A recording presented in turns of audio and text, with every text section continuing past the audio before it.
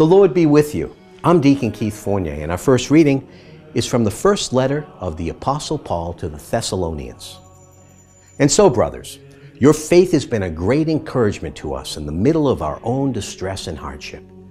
Now we can breathe again as you are holding firm in the Lord.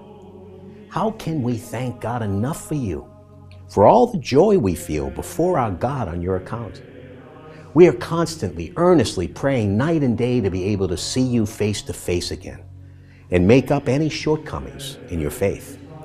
May God our Father himself and our Lord Jesus ease our path to you.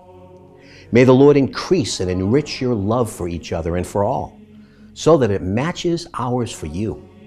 And may he so confirm your hearts in holiness that you may be blameless in the sight of our God and Father when our Lord Jesus comes with all his holy ones. And our response is taken from Psalm 90. You bring human beings to the dust by saying, "Return, children of Adam." 1,000 years are to you like a yesterday which is past, like a watch of the night.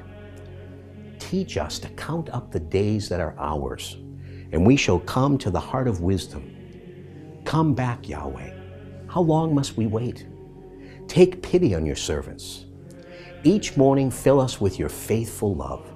We shall sing and be happy all our days. May the sweetness of the Lord be upon us to confirm the work we have done. And a reading from the Holy Gospel according to St. Matthew. Jesus said, "So stay awake, because you do not know the day when your master is coming. You may be quite sure of this, that if the householder had known at what time of the night the burglar would come, he would have stayed awake and would not have allowed anyone to break through the wall of his house. Therefore, you too must stand ready, because the Son of Man is coming at an hour you do not expect. Who then is the wise and trustworthy servant whom the master placed over his household to give them their food at the proper time? Blessed that servant if his master's arrival finds him doing exactly that. In truth, I tell you, he will put him in charge of everything he owns.